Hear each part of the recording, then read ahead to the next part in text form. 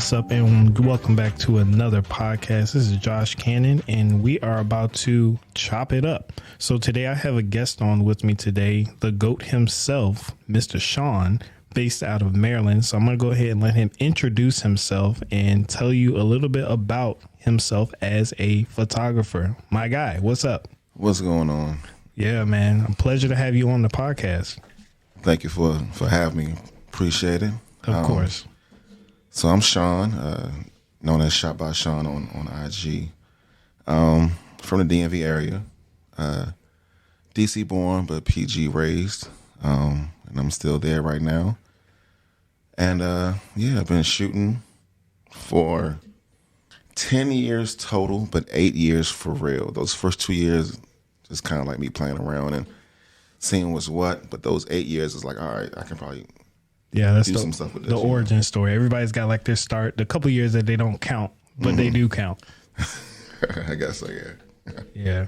So what is it that you shoot? So tell the people about your style. Like, if you could define your style of photography, what would it be? My style is definitely, I shoot women for the most part. I mean, I have shot males before, but if you had to define my style, it's definitely women. But all kinds, all women. So you don't discriminate? No, nothing. That's good. All sizes, that's how it's all gotta shapes, be. All shades.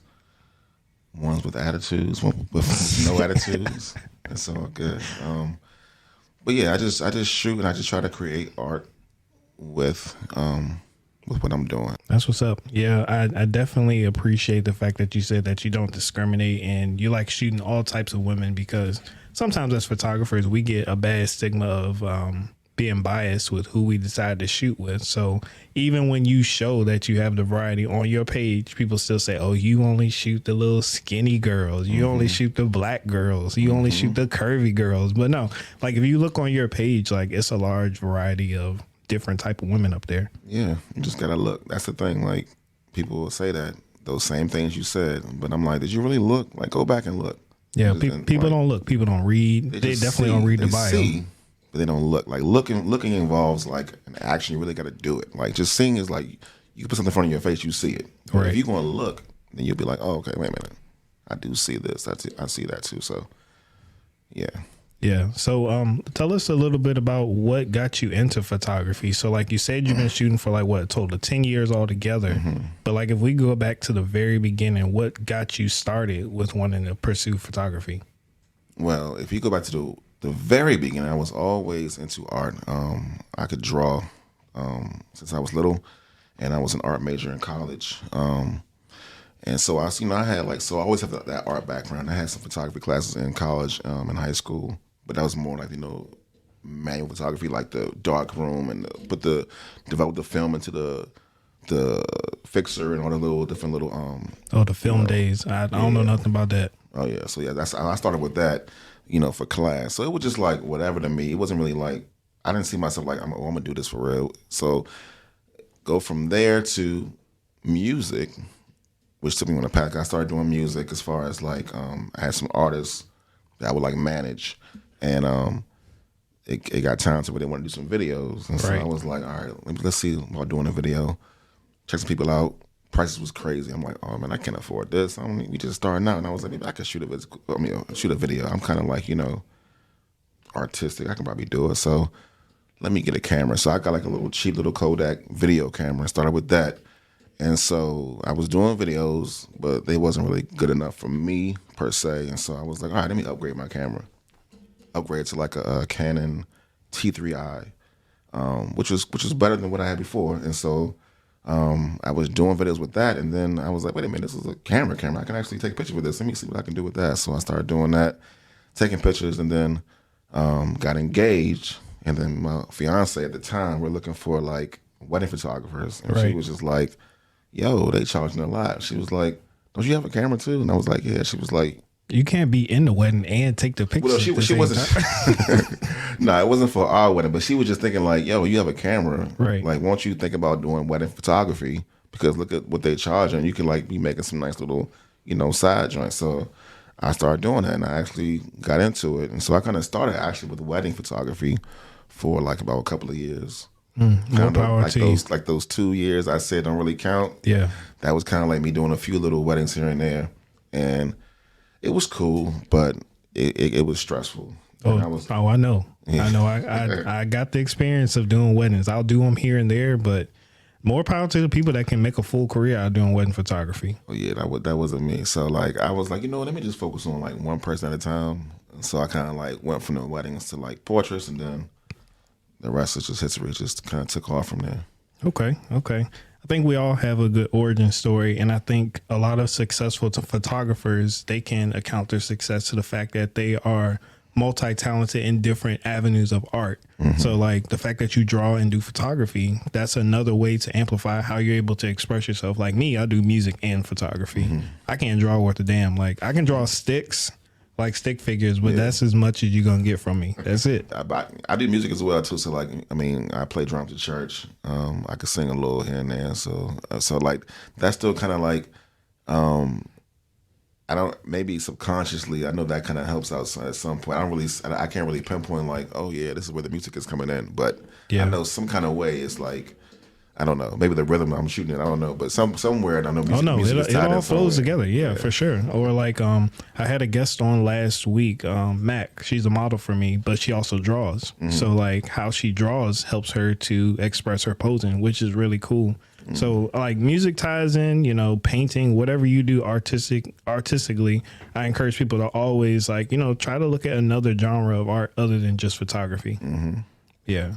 So moving on to that, this is kind of similar to art and art expression. So how do you define your style of photography? So you've been shooting long enough that I'm pretty sure you know your style. Like I can look at your pictures and know that was Sean's shot right there, or other people can for sure. So from you, how do you describe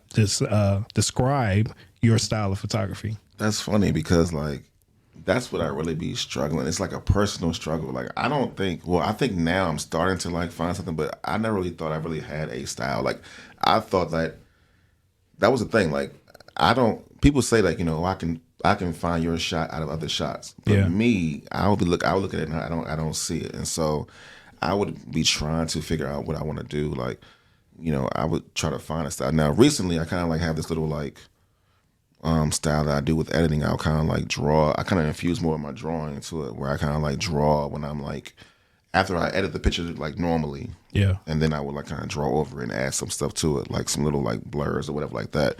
And I actually bought myself a tablet. I haven't used it yet, but The Wacom's tablet. yeah. So I'm gonna eventually like take it out the little wrap and then start using that to see what I can do with that. But so I don't know like if I can describe the style in like a word or two, but I don't know. But I definitely try to incorporate more art with it. Like I think I'm beyond the. And I don't want to. If I just say like just taking a picture, or just I don't want to call pictures normal, but like I think I've like just taking a picture the way you see on the camera, just editing like that. That's not enough for me. I've done that. It's like all right, what else can I do? How can I change? How can I manipulate this picture more, where it still looks like I don't want to look too crazy, but I want to look different than your normal, style. So. Like that's what I see as your style. Like you take that extra step, but your extra step is different from mine or somebody else's, and that's what differentiates us with our style. So I think I guess I'm like kind of like finally getting into something like that now. I know before it was just like, to me it was like I just could never like see it myself, but if people see it, then I guess it's all right. But yeah, that's unique. I've never heard anybody do the whole drawing thing on a picture. So elaborate on that. Like when you say you draw on the picture to edit it, you mean like just like brushes and stuff like that, or like actually drawing on the picture? Well, when I get the tablet, I probably do. I mean, it's still with Photoshop's like tools. So like what I do is like I will take the mixer brush, which can like if you do it, and I kind of found it by mistake, but sometimes I'll use it.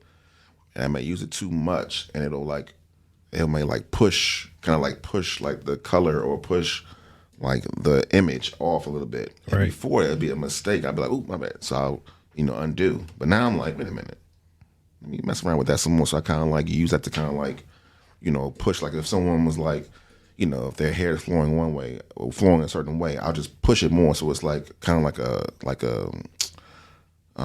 like music rhythm, like so you kind of see like There the you hair, go. like the Now rhythm we of the talking. hair. Yeah. All Now right. we talking. Yeah, so but yeah, so I use like brushes, and then sometimes I might just color on them. I'll just get like a just color. I just look at it. I'm like, you know what? I want some yellow right here.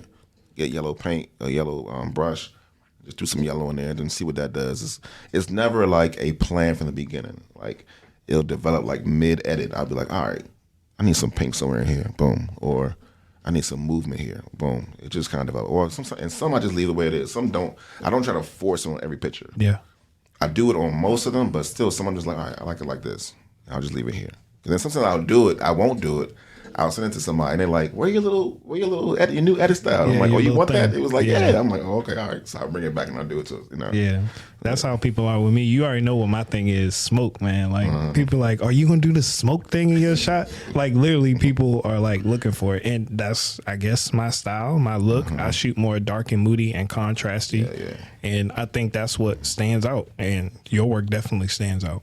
Appreciate it. Yeah. So I'm going to ask you a question about editing specifically. So this is a controversial topic that a lot of people like think can be good or can be bad, right? So your thoughts on liquefying. What are your thoughts on that? My thoughts on it are, I would prefer not to do it. Or actually, let me say, I like to do it more. I prefer to do it more if it's me deciding it. If I look at a picture and I'm like,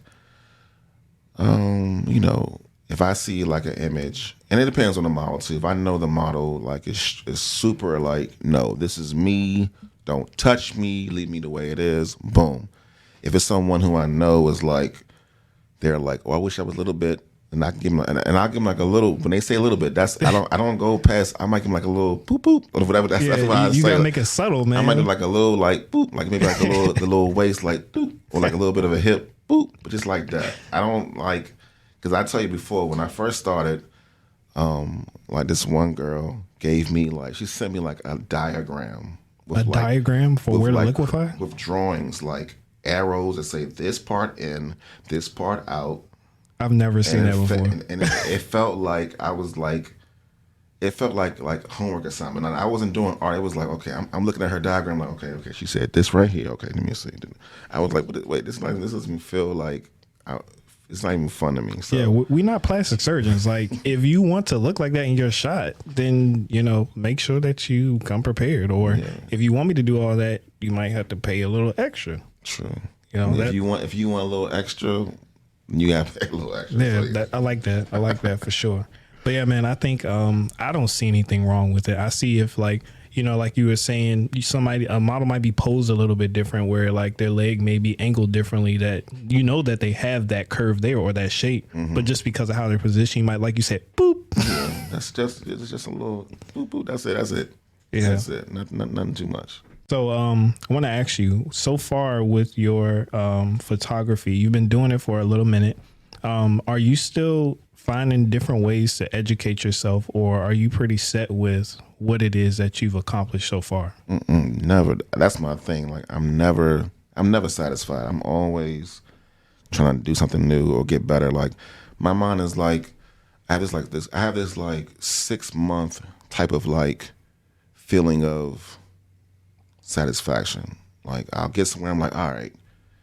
And then within about 6 months, I'm like, all right, now what's next? I'm like, all right, I got to do something else now. I got to level up again. Like, so a lot of times you'll see, like if you were like someone that really, really follows me, like seriously, you will see it about like every 6 months, I may like take a break from posting because I'm in the lab. I'm like doing something new. Then I come back like, boom. Like it's, I don't know. I feel like I'm never satisfied where I am because I'll see other people and I'll get motivated. I'm like, all right, okay. So what else? And I don't know. It's just like, and it's weird. It's like it'll be a different. Sometimes it's not always like the same, or a style that's similar to mine. Maybe a completely different style, but I just like that. I'm just like, all right, let me see what I can do with that. And so I'll have their picture up and I'll try to like mimic it. But then, all right, once I do that, then I say, okay, now let's see what I can do. What can I add to myself so I can make it more, have my little touch to it or whatever. And then, then I'll decide, do I want to apply this to what I'm doing or just like at least have them, in my pocket. Like, all right, I can go to this if I want to. It's like moves. Like it's weird because I kind of, compare different things. Like I took martial arts. Right. Okay. What did you study? I did just straight up karate, but I did do some MMA, did some kung fu here and there too.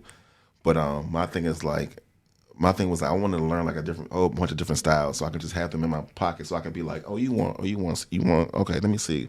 What am I going to pick today? Can you curse on here now? Yeah, man, it's all live, man. It's raw, man. You can say what you want to say. So I can look at somebody and be like, all right, so how am I going to whoop your ass today? Do I want to go to my boxing bag? Do I want to go to my MMA bag? I want to have enough to choose from, so I can just be like, all right. So when I'm editing or shooting, I'm like, all right, do I want to go into my video vixen, airbrush, like, dodge and burn, like, shimmery bag? Do I want to go to my nice and soft artsy bag? Do I want to go to my moody bag? So I want to like just keep learning, so I have no weaknesses. Like, so I'm never going to stop learning. I'm never going to ever be like, that's it. And that's how I feel like some people think. Like, yeah, some people get stagnant for sure. Like they'll say, yeah, I've been doing this for 10 years or I've been doing this for 20 years. And you be like, all right, let me see some of your old work. And it's literally the exact same from 20 years ago. And I think with education, it doesn't always have to be a new style. It could be finding a new way to be more efficient with your time. So like, 6 months ago, it might have took you 2 hours to do a photo, or now it might take you like half an hour or an hour. So, education can go in the sense of creativity as well as productivity. Yes. That's the way I look at it. So give me one of your favorite shoots that you've done so far. Like, I know that you got so much heat going on over there, but like, if you could just give me one, doesn't have to be the one, but like, what's one of your favorite shoots that you've done recently? I don't know. I mean, I'll go to a shoot I just did this weekend. Like I shot,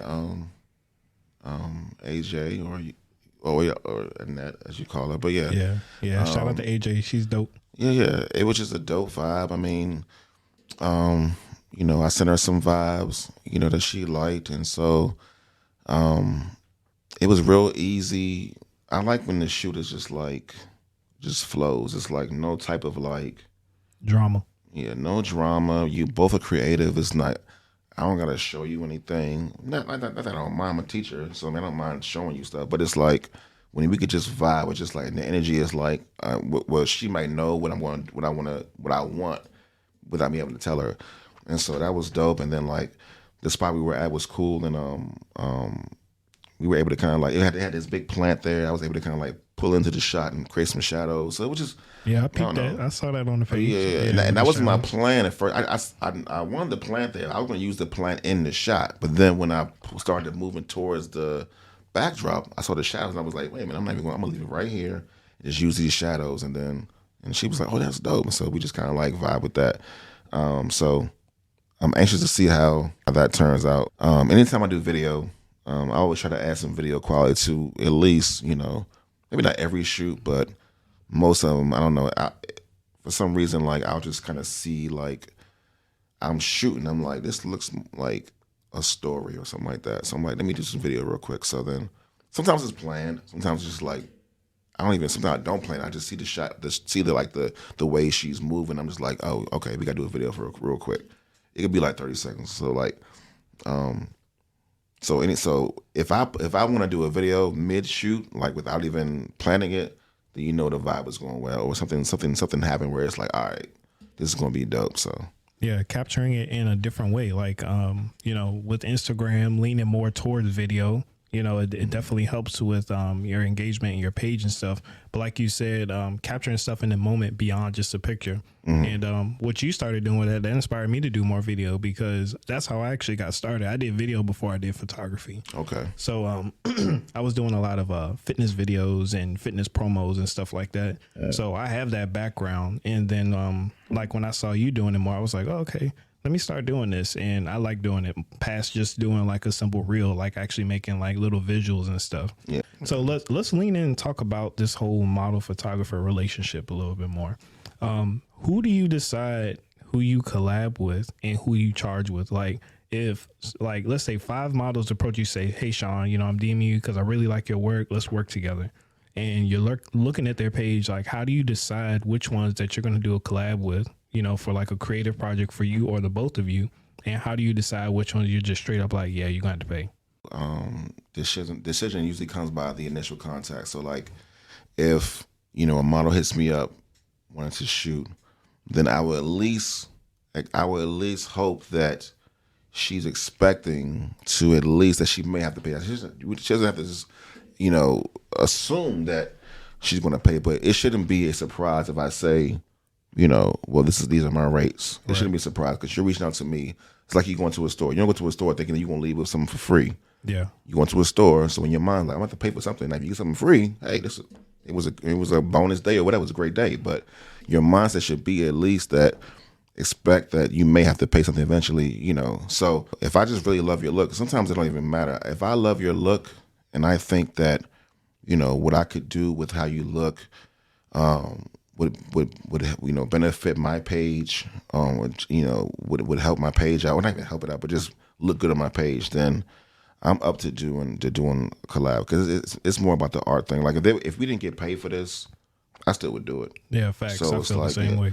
So it's not even about the paint, but if I will charge it, like if whatever that I have to do seems to be outside of a reasonable amount, like if it's like I want to do these 5 looks, and it's like, okay, that might be a little bit too much. It depends on or if it's something that's not like what I do. So if you want to do a style that I'm not really, or a kind of like genre that I don't really shoot, then it's like, all right, these pretty much gonna be for you.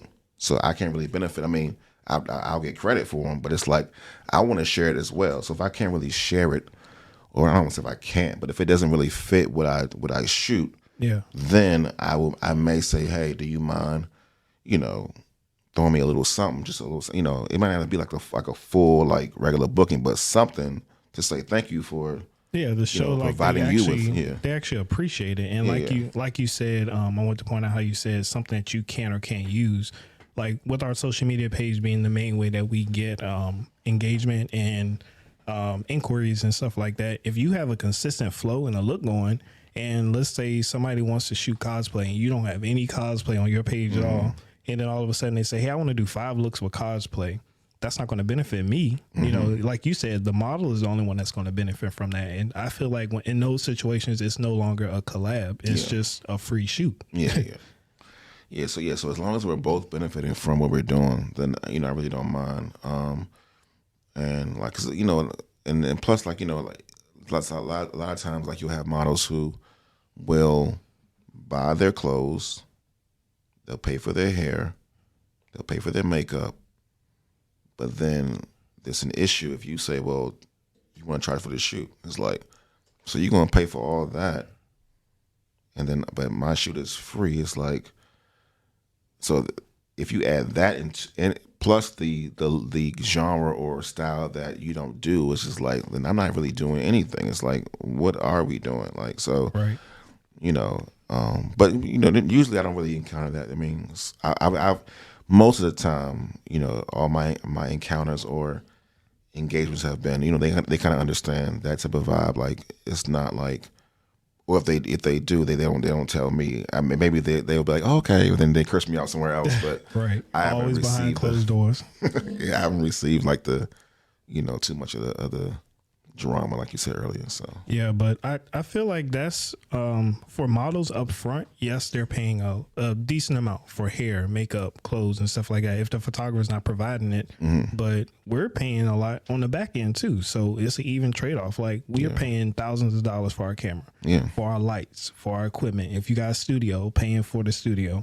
So it's like, a model can't say, oh well, I'm paying for all this extra stuff. So are we. Space on our hard drive that people don't think about, them raw files, they add up. So it's like, it's an equal investment, but people get so much caught up in the numbers rather than, you supporting me and I support you. Not so much of what can I get out of this from you working with me, but like us coming together to create art. And I like how you mentioned like them coming already with the mindset of saying, well, how much, what are your rates, or being willing to pay for your stuff and like that. Like, just going back to AJ, like she's like that. She'll be like, okay, what are we doing? Okay, I'll buy this or I'll buy that. Like, I think once she bought snacks She had this big bag of snacks that she bought to the shoot, and I appreciated that, and that showed that she valued what it is that we were doing. So no, of course I didn't charge her for that. But for me, if it's like something that's an inconvenience to me in my time, or like you said, something that's out of my style, then that's when I feel like I'm gonna charge. Yeah, and I kind of feel like, and in the same way how you was, well, we talking about with the models kind of like having like expectation, or I kind of do that as well. If I reach out to some model who who's like, I don't want to say the term bigger than me, but who has a lot of experience, like I will reach out and I will ask, hey, are you down to collab? If not, do you have rates? At least put it out there like that. If you do have rates, maybe if they're reasonable, if I feel that working with you will definitely, if it's just like I gotta work with you, that type of thing. Like I don't mind, like if I have to pay, if it's reasonable, that's fine. But it's like, I want to at least mention. I'm not gonna just hit you up and just be like, let's shoot. Like I mean, I will at least let you know that I know that you may have you putting forth the as effort well, to show their value. So yeah, I definitely agree with that. And it's all about your approach too. Whether you're approaching the photographer or the photographer's approaching you, it's a delicate dance of like you said with martial arts, the rules of engagement with like who approaches who. And I think a lot of people miss that because they get so caught up in payment and who's gonna pay who and all that other stuff. Yeah. All right, so we've talked a lot about inspiration and inspos and collaborations and stuff. So specifically talking about that, where are you getting your inspiration from your work? Like, do you get it from music? Are you getting it from other photographers? So if you could, I don't know, pinpoint or all of that. So like, where are you getting your inspiration from? It's everything. I mean, I can look at just going through your regular Instagram. I may see something I like and I'll save it. I can look through the magazine. Like as a teacher, like I teach art, and so I have this project where I do with my fifth graders where we do self-portrait collage. So they have to like, do themselves but out of like magazine pictures. So I have subscription to like a bunch of like Vogue, Elle. So they'll come to my house. But before I rip it up or before I put it into a pile for school, I just look through it. So I may get stuff from there, inspiration from just the magazines, music videos, just pretty much everywhere. I may hear a song, like I heard a song, and I knew I was shooting AJ, and I was like, "Yo, I heard this song." I'm like, "I'm gonna do this," and then I just saw a video in my mind, and I said, "Who can I do it with?" Oh, I'm shooting AJ soon. I'll do it with AJ. So I told AJ about it. So it can come from anywhere, music, just other photographers, books, it can come from everywhere. But those are my main spots, just like, TV, movies, music, and other shooters. Other shooters, I like that. Yeah, other shooters. So if another photographer wanted to be inspired by your work and they took what you did and they then made something from that, how does that make you feel? Or like, does it bother you or does it not bother you? Or like, because it's a difference. Like some people can take a picture and use it as inspiration. Some people can take a picture and like they will copy it to the T. You had on a black shirt, they got on a black shirt. You did a red backdrop, they did a red backdrop. So which one of those two situations are you like cool with and see as like an honor, or which one do you see as kind of like okay, you kind of doing too much? I mean, it depends on that more so depends on the person. Because I'm big on like the person before it even gets to anything else. Like if it's someone that I know and they're good, just genuinely good, then I know it's not out of like, it's more so it gotta be more so a coincidence, or not out of like, I'ma just copy your whole thing, like, because I don't even know who even, that doesn't even seem like real to me. I mean, maybe it's real, but I can't see someone saying like, I'm gonna just copy your style and then post it. Bro, people like do no it. one that's like your People style, do like it. how you. So People do it. I see it all the time. Like people do it to me down here, and I'm just like, I don't feel any type of way, but I'm just like, dang, you could at least put your own little razzle dazzle on it. Like with my whole smoke thing, I've seen people copy the exact type of way I try to do my smoke. Like I do the vape, I do the gels and all that stuff, and yeah, everybody does smoke, but it's like you're trying to copy to the T what I'm doing, not the overall look of what I did. yeah, I mean, it probably won't really bother me, like, because it's just like, I mean, you still not me. I mean, you doing it, Right. There's but only one you. yeah. There's only one So me. it's like, but then then again, like, there's some people who do it and they actually like will DM me like, yo, I tried this thing you did, like, and they'll show me, like, I'm like, all right, I don't mind helping because people DM me questions. It's like I would talk to people like I don't never look like I'm above anybody, like so.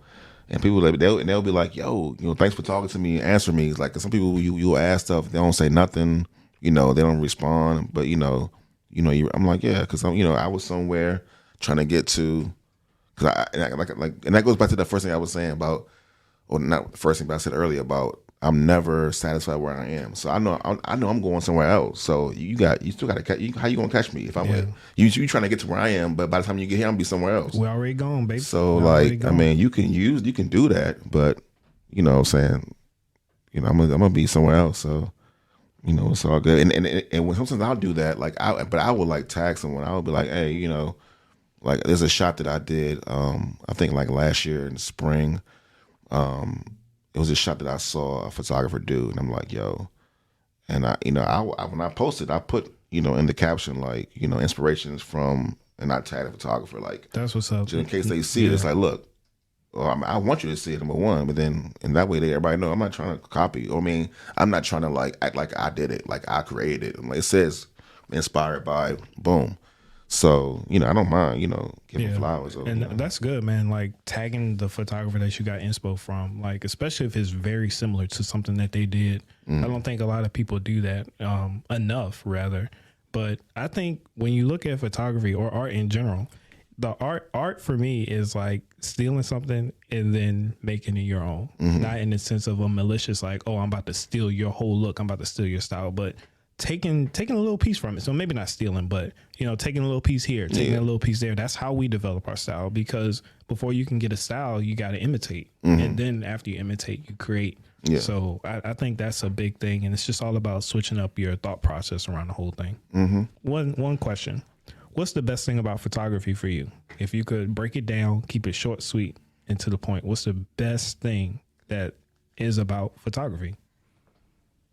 The best thing is just, it's like you're turning.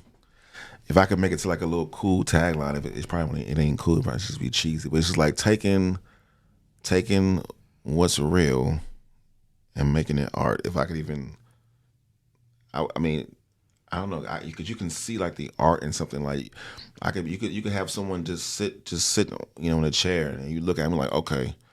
And the way, if you can see a photo, I'm just regular situation. That kind of mindset, I think, is like how I feel. It's like just taking like the real, but making it art. Like, because I mean, pretty much like you take a picture of someone just standing there, like the same person that you. Like, I can look at the same woman, like just looking at it with my regular eyes, but then that's just normal. But then you take a picture of it, it's like you're basically taking that same vision you saw with your eyes, but now you're making it to art with the camera. And it's like, you can like really, I mean, your eyes can see it one way, but you can do so many things that, once you use the camera, that you can really like change things. You can, make it brighter. Like with your eyes, I can't look at a person and be like, let me turn my little vibrance up or whatever, turn my saturation. No, that's what it is. But when I take a picture of it, then I can like really change things and play with things. So it's like taking the real and making it art. If I could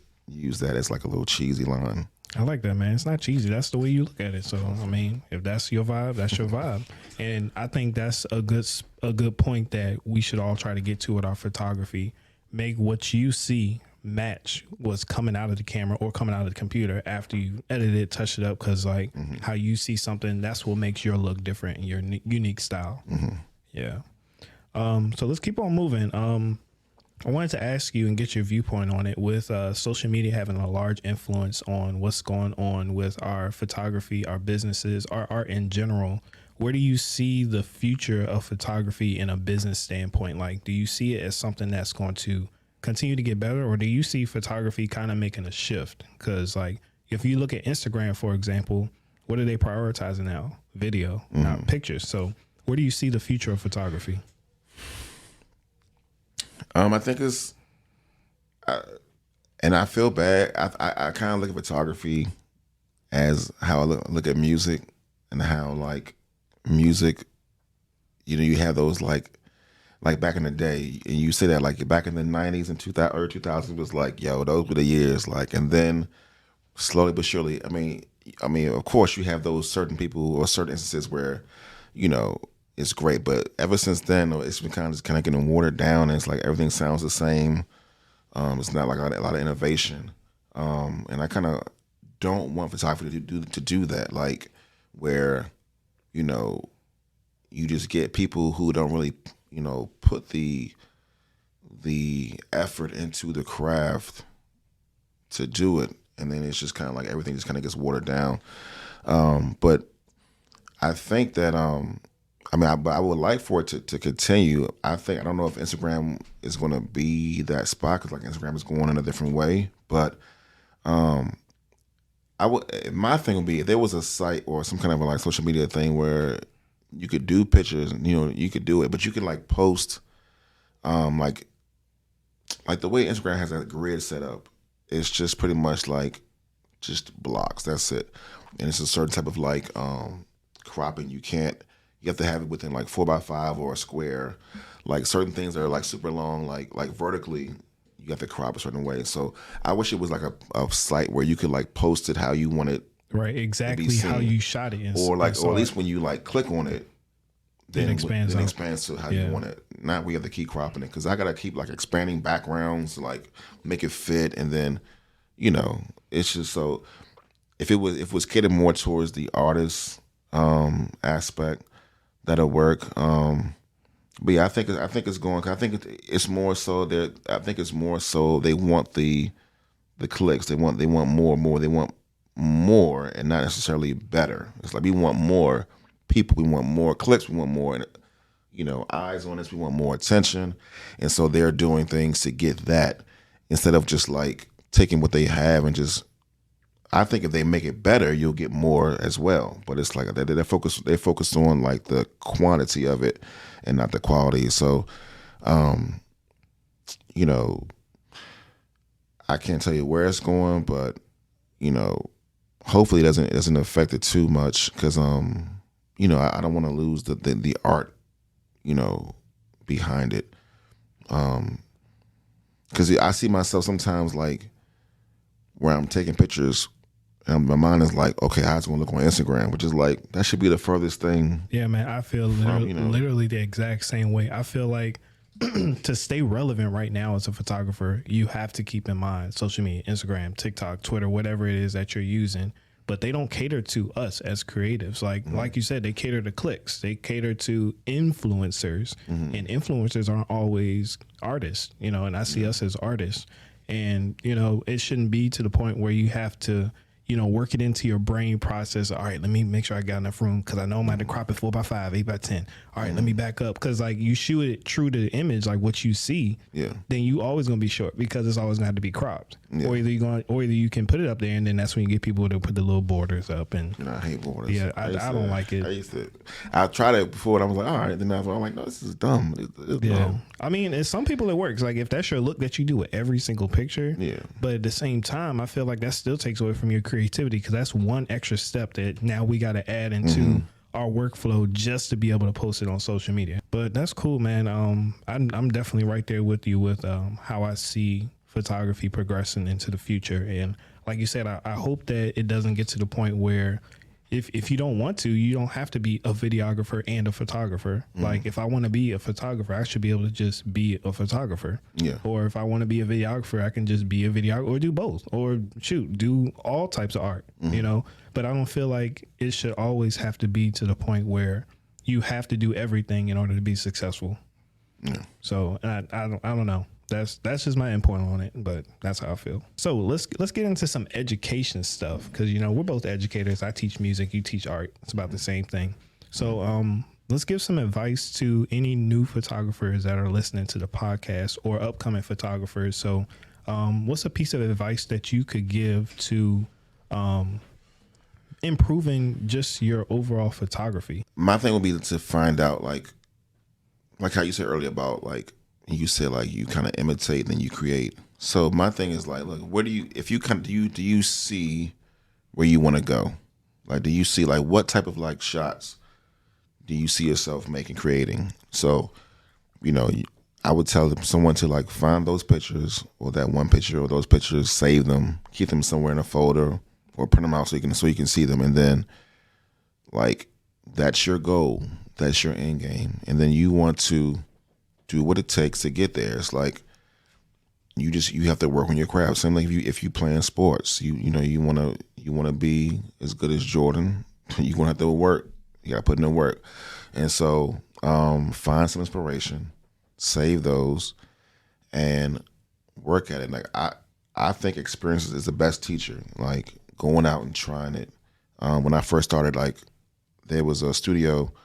The owner had like this little like workshop for like new photographers. So I went and took the little workshop so I can get used to my camera working in the studio. After that, you know, I would just practice shooting, and then YouTube. Like that was just like best friend. I would like have that thing on. Just let it. I'll be whatever I'm doing. Clean up is playing. I'm doing work. It's playing in the background. So even if I'm not looking at it, my brain is like subconsciously picking up stuff. Maybe like down the line, it's like, oh, I know what that is. I don't know how I know what it is, but because it's in my brain. Bro, I think that's so real because like I've had that happen where I'm letting YouTube play, like I'm doing something else, like lesson plans or something like that, and then I get to a shoot, or either I'll be talking to somebody like this, and like the information just comes out. I'm like, dang. I don't even remember where I learned that, but I think subconscious learning is real. I think more people should start doing that more. But YouTube University, definitely, I agree that is a huge thing. But don't get caught so much up in YouTube because a lot of these creators, they only show you a small piece of what they're really doing. So if you're trying to follow it to a T and you look at their shot at the end and you look at yours and you're like, yo, mine don't look like that. They're not showing you everything. And I think a lot of people don't realize that, and they think that they're giving you step 1 through 10, but they might be taking out 3 and they might be taking out 7. True. Yeah. But definitely that. And like I said, experience, and like don't be afraid to ask people. Like don't be afraid. I mean, you got social media. I mean, it takes a few things to like just send a DM or email. Like they respond. You may think they won't respond, but they could. Like I've sent DMs to a lot of people, asked them questions, haven't got responses. But you know, I made the attempt to at least, you know, and some people reach out to me. Like I said, I help them. So don't be afraid to ask questions. Like, you know, and it could just be simple. Like, you know, hey, like, you know, what did you do to get that edit? Boom. You know, you're not asking them to like, you know, teach me all your secrets, that kind of thing. It's like a simple question, and they could just say yes or no. Find a goal, stick to it, and then you know, try practice. Keep practicing, experience. Find someone. Maybe you can find like a model who was like, you know, trying to like do, you know, trying to grow as well. Y'all could work together, grow together. You know, practice. You can help her practice or help him practice. Vice versa. They help you practice. And so, yeah, like you know, ask people. I don't know. Like those are my things, and always like my thing is your craft is like that's like number one. I think like. If your work is good, then I think everything else will come. You know, it may not come that fast, but it'll come. Like, you know, yes, you want to network. Yes, you want to do, you know, reach out, but it's all gonna come back to your work. Yeah. Like, no matter how much you network and do it, if your work isn't to the point, you know, up to par, they might come to your page, or they might come to you, but then they see your work and it's like, oh, but I really can't, you know. I can't do nothing yet, you know. So my thing is like never. That's why I'm never satisfied. Like never be satisfied where you are. Always get better. Because I've had like when I was younger, like reach out to models to shoot, just to practice. They've like said no, or maybe they gave me a chance, and then I wasn't as good then, so they stopped like working, thinking like, oh, like I'm never like that's my like my peak of my level. Like I'm not gonna get any better. Yeah, like you don't even know my final form, baby. That was just beginning. Yeah, and so then they come back like, oh, you getting good? And I'm like, yeah. What do you think? Yeah, that was like first year of shooting. Like now I'm like year 6, so I'm better. Yeah. So it's like, you know, so just keep pushing. But yeah, the craft is like my main thing. Like people ask me like, you know. That's the thing. Like you always work on your craft. I just recently bought a mannequin for the studio to kind of like, you know, if I can't get a model to come in, I got Susie or whatever her name is. I don't know what the name is. I ain't naming her yet, but Yeah, you gotta give her a name, man. You gotta slap that wig on there. You gotta give her a name. Everything. I can't put the wig on because I have this little thing like I'm jumpy, not jumpy to the point where I'm like the first day I got the model and I had it in the corner, and then I went somewhere, forgot that I had the model, came back like who that? So that's what I'm saying. Now, if I put a wig on, that's gonna make it even. I'm gonna be like, now I got. Cause my mind's already used to the bald head mannequin. I put a wig on there. I'm like, all right, now who is this? Who is this? Right. So like that always reminds me. Like when I see Manny Ortiz with his mannequin, that reminds me of you seen I Am Legend, right? With Will Smith. And then like those are his friends. He had like a whole city of mannequins. And then next Fred was in the middle of the street. He's like, yo, Fred ain't supposed to be right here. Like I know. See, that's what I'm saying. Like, yeah. Yeah, but I think I might get me one too, just because you might have an idea in the middle of the night, 2:00 in the morning, and realistically you're not gonna hit up a model and be like, yo, I need you to slide through to do this shoot. I mean, you might be because you the GOAT, but I don't have that. I don't got that luxury, man. Nah.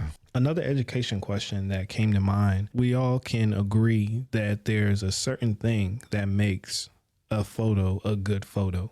Well, and that'll span across different genres: wedding photography, landscape photography, boudoir, headshots. What are those things that makes a photo a good photo? Doesn't have to be on the technical side, but what do you think makes a photo a good photo? I mean,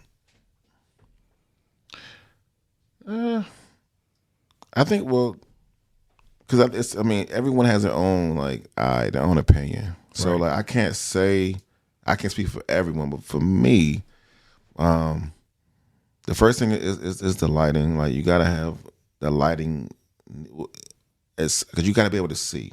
Like if it's like, and it can be like minimal lighting, but you need light in order to see what you're shooting or to see what the photo is of. So the lighting to me is the most important thing. I don't know. There's so many different ways. The lighting. If you go to a technical thing, the lighting. But if you go to more of a artistic thing, it's like it may be like what is the photo communicating like. So that kind of ties into like the model, more about what is she conveying. Is she speaking with her face? Is she speaking with her body, like how she's posed? So the communication can be good because you